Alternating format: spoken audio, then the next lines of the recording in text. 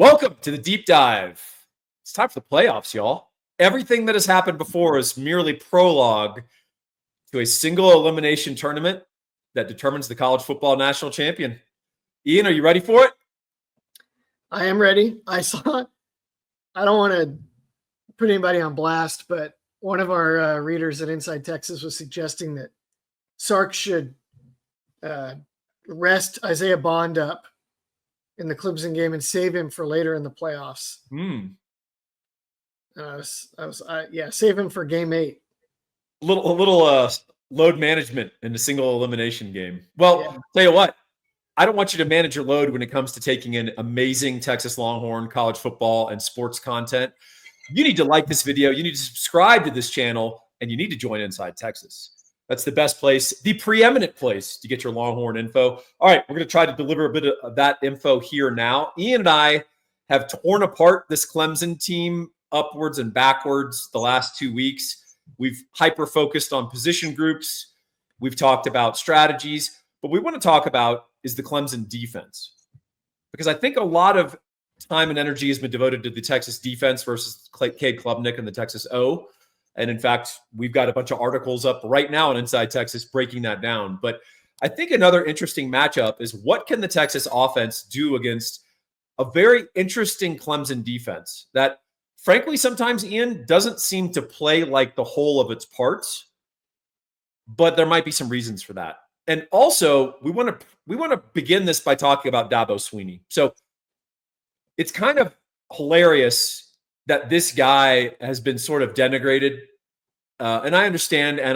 I understand Clemson's fallen off a little bit. And I know Dabo can be a little interesting in his public platform and the things he says. But this guy's a big game coach, Ian. He's got 2 national titles. He has 7 playoff appearances. We're on our 2nd. So, this idea that Dabo is some sort of punchline is wrong. And in fact, in big games, this is where he swims in the deep waters and does well. He's really coached up some Clemson teams to big things that may not have been on paper the best team. And I think there's been many instances where Clemson's come up big in big games, which is kind of ironic in that Clemsoning used to be a negative phrase assigned to a team choking with expectations. So because of that big game experience, my feeling on this, Ian, is that he feels like probably Texas has the better football team overall. So I think they're going to try to disrupt. I think they're going to adopt some asymmetrical strategies to try to put us off foot. And we've got a quarterback and, frankly, an offense that's shown that when you throw some wrinkles at us, it takes us a while to adjust. So let's talk about those potential wrinkles. Yeah, maybe a good example of what you're talking about real quick was the 2019 Clemson team. Mm-hmm. They had Brent Venables, so that was part of their clever packaging and big game knack. But they played an Ohio State team that some of the people in the media were ready to crown as the greatest team of all time. And they punked them. And they did it with some quarterback run and trick plays on offense. And then they had used the flyover defense. They unveiled it against Ohio State and just completely obliterated Ryan Day. Like he had no idea what was going on. And then they even stole a 317 dime, not even a dime, like a super dime dollar, whatever, to throw at Joe Burrow in the final and put LSU in a hole before Burrow and the Tigers just finally put an end to it. Yeah, that was the funniest thing about that game. I remember they were kind of off-put by that. Clemson got an early lead, and then LSU went, I know we're supposed to run on this, but we could just throw on it anyway. It doesn't matter. They have 7 defensive backs, and they did that. So that's how good that LSU team was. But that's a great example of big game Dabo throwing you for a curve when he feels like that's the best chance for his team to win.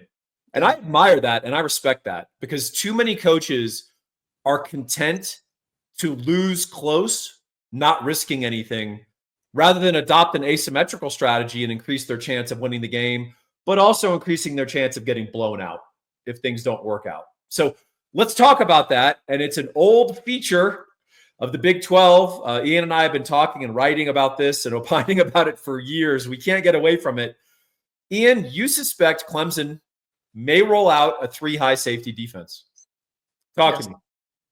They have it in the package still from the Brent Venables bringing it. Brent Venables and his staff went to Iowa State one offseason and downloaded it.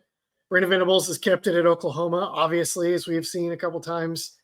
And they still have it. I mean, all the defensive coaches at Clemson, period, are guys that came up in the program, except for Garrett Riley. Like, Dabo hates hiring outsiders. It's one of the things that everybody clowns on him for.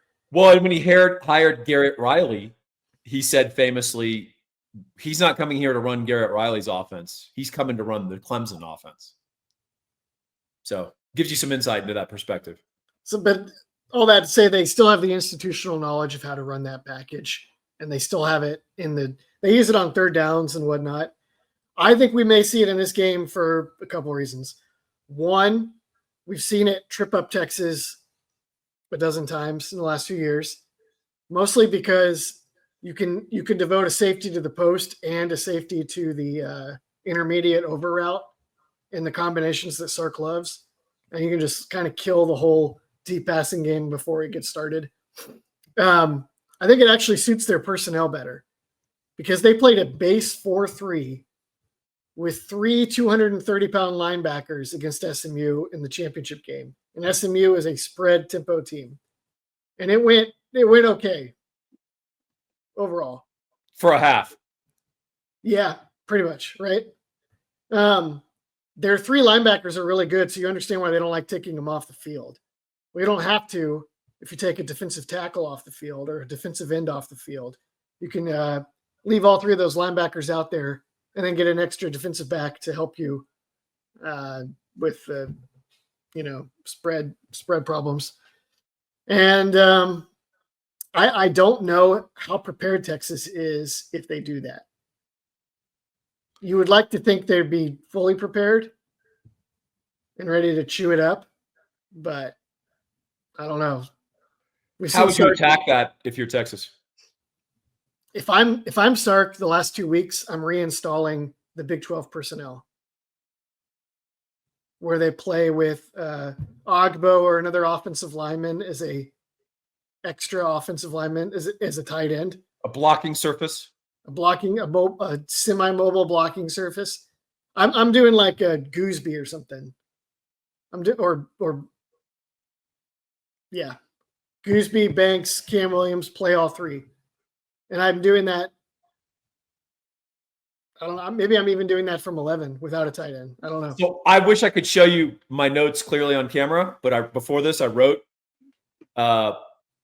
big man package, Gooseby ? And then I wrote unbalanced line. So not only run that, but run it from unbalanced, because the most likely scenario if Clemson does run the 3 highs, they'll run a 3-3-3 stack, right? That 3D line, 3 linebackers, because they want to keep those talented. They want that talented freshman on the field. They like what they get from them. Yeah. And then they want the 3 safeties behind. If you run unbalanced against that sort of thing with an extra guy, it's a problem, man.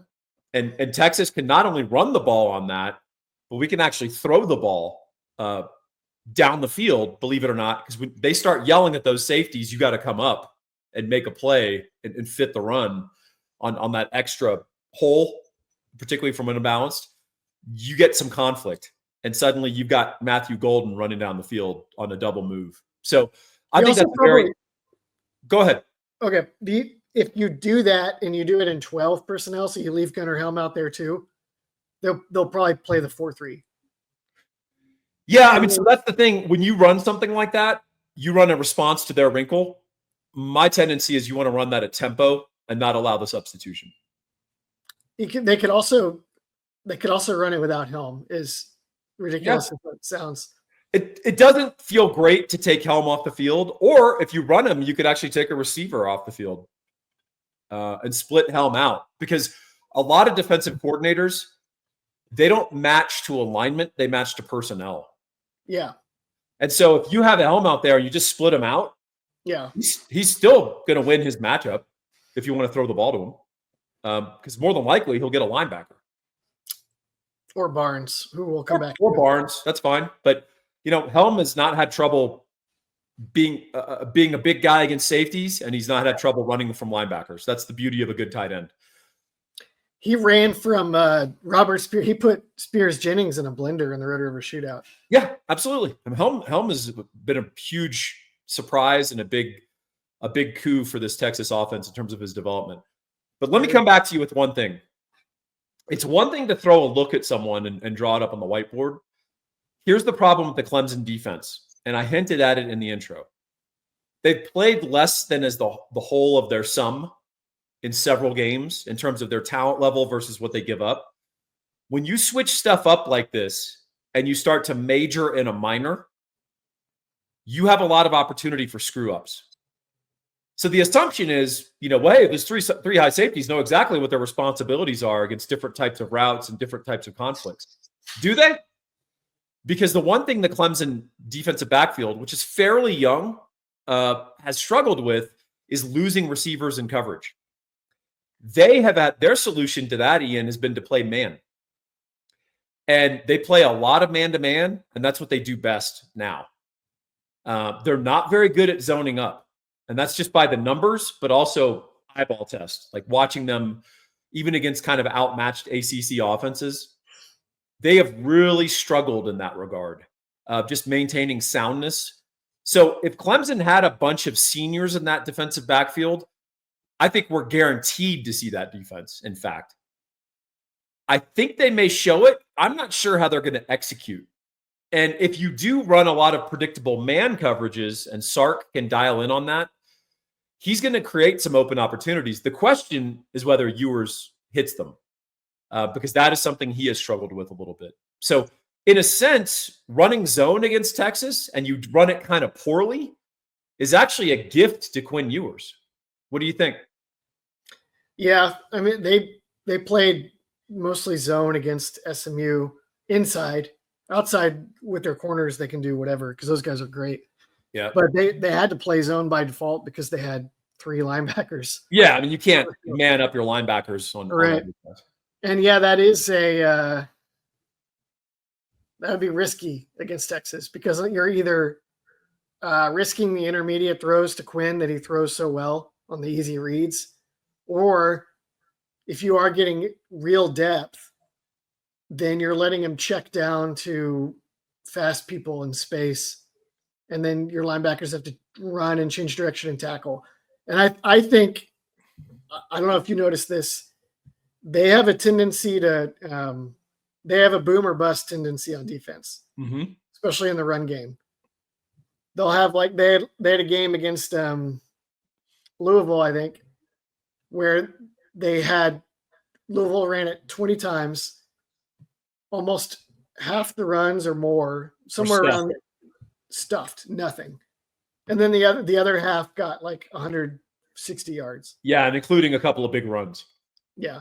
So that's an interesting philosophy and approach. I think it's personnel, and I think it's that they have a bunch of big, straight line, fast people on the field. Yeah, I think you talk about when you staff something that personnel are policy. I think personnel are also philosophy. So we can draw stuff up on the whiteboard, but if you don't have the personnel, it's all just theory, right? I want to talk about that in a second because there's a guy that's based in reality, not theory. We're talking about Gabe Winslow. It is not a theory that he's the best guy to have in your corner for a loan. He's the best damn mortgage guy in the great state of Texas. 832-557-1095. Give Gabe a call. Diehard, passionate Longhorn fan. He loves helping people. This is his passion.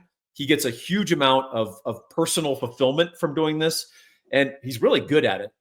Everyone that has gone and called this number, the raves that we have gotten from folks, the excellent write-ups. I mean, you go to his Google reviews, it's like 200 just glowing paragraph after paragraph of all the problems he solved to allow them to buy their dream home.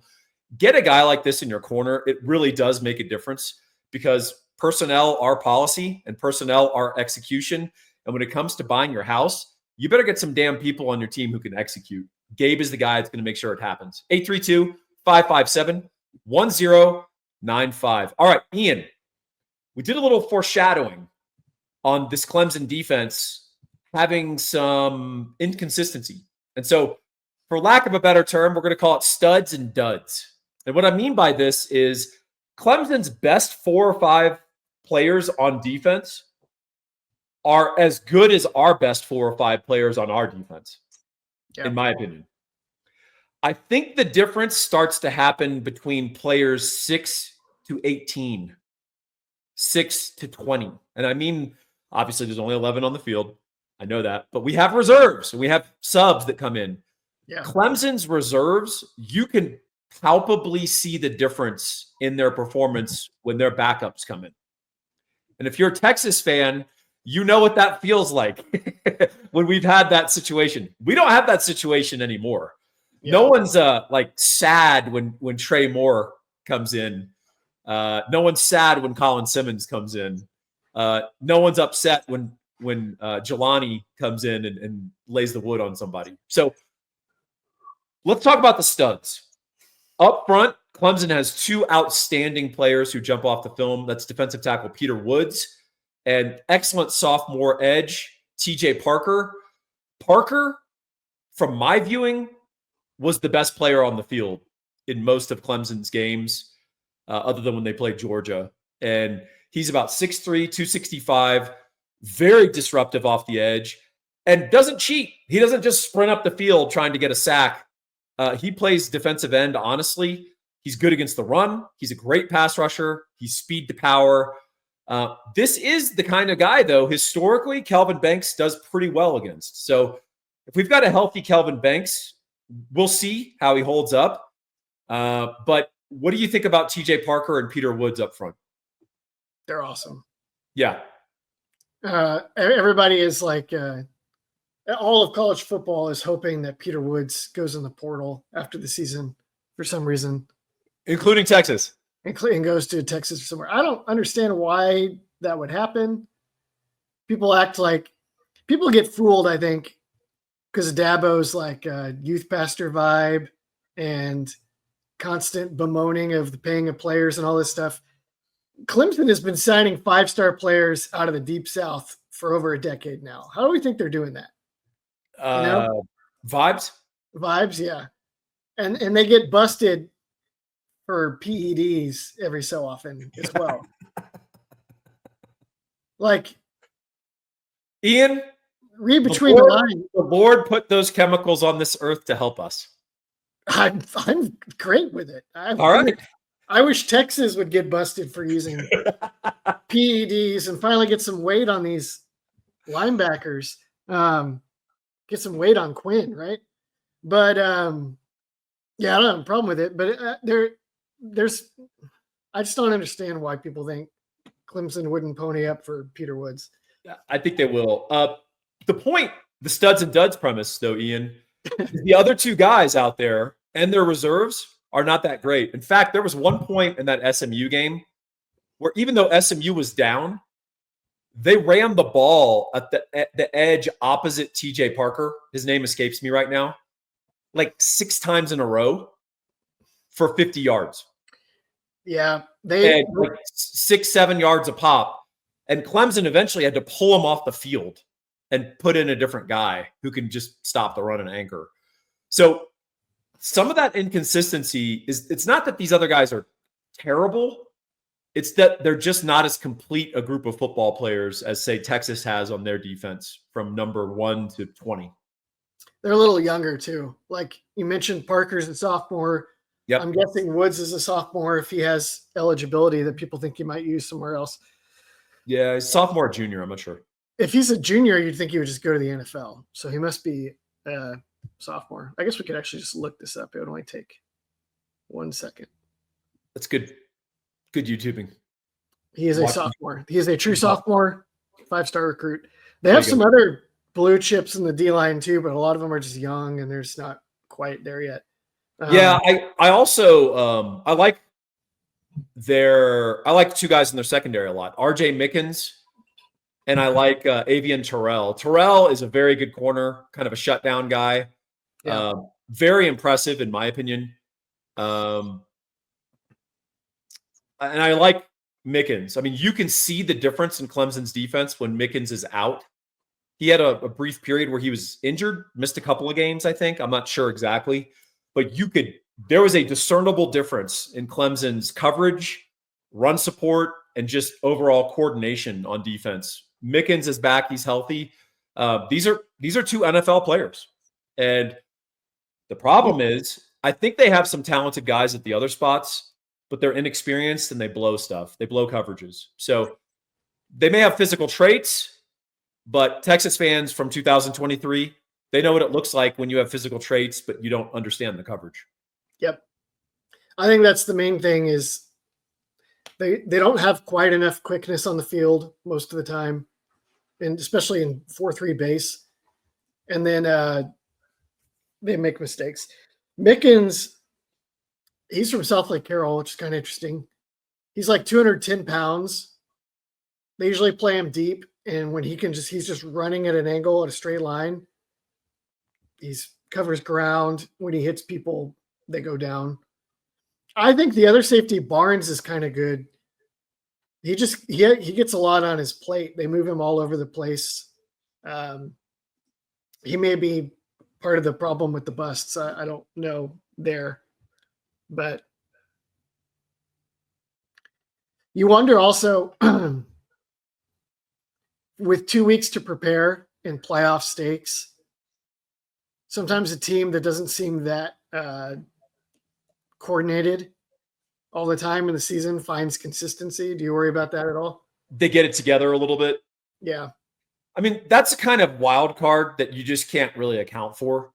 I mean, you and I can theorize about philosophical shifts or personnel shifts, but the way the team played all year is kind of how you have to assume they play. I feel like that usually bears out. Yeah. But yeah, I mean, anything can happen. I mean, there's just no question. And that's what makes college football in particular. You don't see NFL teams all that often elevate suddenly out of the blue in the playoffs unless they got like their quarterback back or something, right? Yeah. College teams can get on a run or teams can play inspired for a game or two. It happens. You did not include any of their linebackers in your studs. Tell me what you make of those three. I'm torn on their linebackers. I can see the athleticism and stuff, but some of their inconsistencies are because of these linebackers. Yeah, I agree. The Sammy Brown as well. The freaking cat, man. She drove me crazy recently. The Sammy Brown, I mean, you can tell he's a freshman. Yeah. At times. They're able to get away with playing him, but he's, Yeah, he's crazy athletic. I mean, he's 235. I mean, there's some Anthony Hill parallels to him when Hill was young. I don't know if he's going to be as good as Hill, but man, he can just run and like disrupt, and they like having him on the field. And he just plays at a little different speed. And I think Dabo just likes having that weapon out there, firing him at the quarterback, firing him at run blitzes, and just pursuing, like cleaning stuff up. You know how Anthony Hill sort of just falls into tackles, just running all over the field? Yeah. That's kind of what this guy does. And there's a lot of value in having that on your football team. The beauty of this Texas defense, of course, is we have multiple guys who fall into tackles. Like Colin Simmons gets 3 or 4 tackles a game just pursuing, like balls on the other side of the field. Freaking ran down Etienne against Georgia. Like, unbelievable. The human azimuth.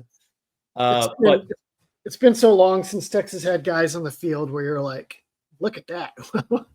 Well, and I think that's going to be an interesting thing. So when you look, Clemson has been a blue blood program since Dabo leveled these guys up, but there is a difference in level of play. And I think Clemson has seen good teams this year, but it is interesting that when they play good teams, they look different than when they're dropping, 50 on Virginia or crushing the Citadel or App State or whoever. So and I'm not trying to get into, well, Texas played weak teams and blew them out. I'm not talking about that. I'm talking about there's levels in football, and I think this playoff is going to show us that when Boise State and Arizona State get their matchups after their byes. But I'm curious about Clemson's ability to level up on both sides of the ball. But it's not exactly like the Texas offense has been a ball of rolling butcher knives over the last few weeks.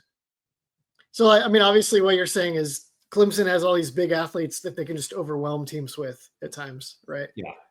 My only fear with that, and this team is that if you're going to pick a playoff team out of a hat in this field, where you're like, what's the team you want to play if you have big, fast linebackers that are at their best, if you can just like point them at the quarterback and go?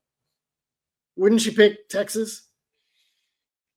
I mean, I'd pick Arizona State. I'd pick Boise. We still have an O-line, and I understand everyone gets down on our O-line when Georgia gives us trouble. Yeah. But that O-line has been really good against everyone else. Yes. And stem to stern across the board, Clemson doesn't have Georgia's dudes. They've got a couple of guys who are legit and certainly a step above what A&M has. But the totality of team speed, quickness, and frankly, Clemson has seen some coordination drop off since losing Venables. Yeah. And yeah, I don't think they will attack and understand our protections quite the same way that Kirby Smart does. So we'll see. Obviously, this is why they play the game. I'm glad we're playing it at home because I tell you what, Ian, of the teams that are considered near the bottom of this playoff, I consider Clemson the most dangerous, and certainly in terms of matchups with us. Yeah. Indiana is actually very dangerous to certain teams. They would not be dangerous to us. Boise, no. Arizona State, no. So Clemson is the one, and they are the 12th seed. But we're hosting them in Austin, and I hope this stadium is rocking and we're playing at a fever pitch because it's win or go home, man. This is the season now, and there's no dominant team in this tournament, Ian.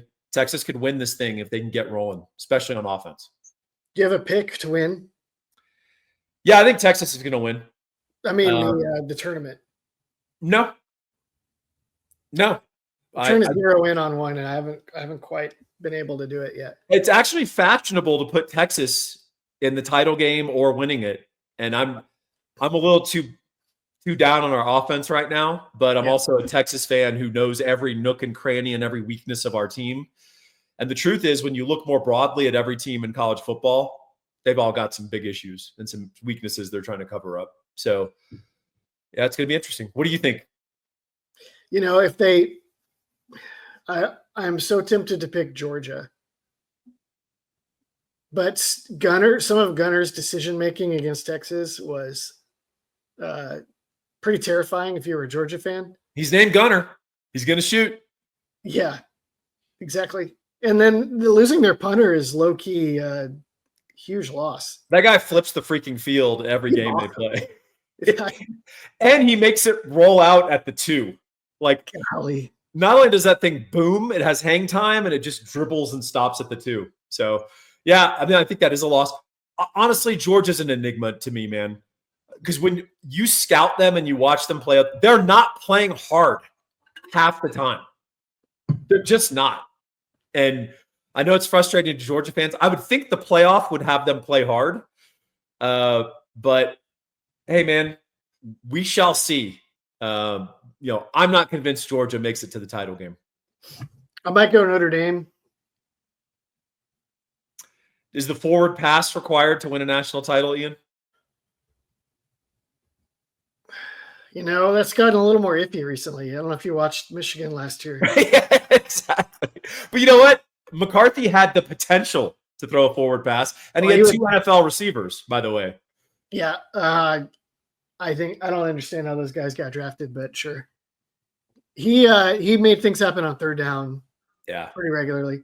Well, Oregon is easy. I just don't know if I believe it, If Riley Leonard can hero ball running the ball to the national title, then we're going to really regret not surrounding Sam Ehlinger with better talent. That I was already regret that, Paul. I regret that every day. I already regret that every day. I do too. Poor Sam. Well, poor Sam in the NFL. He's all right. All right, we're also all right. And this is the end of our deep dive. We hope you learned something. We hope you enjoyed it. Hey, if you like this kind of content, like and subscribe. Go see us at Inside Texas. Until then, let's start tapering it, but let's start getting our excitement levels up. And by Saturday, need you in Austin to be in a fever pitch and ready to beat the Clemson Tigers. Ian, welcome, buddy.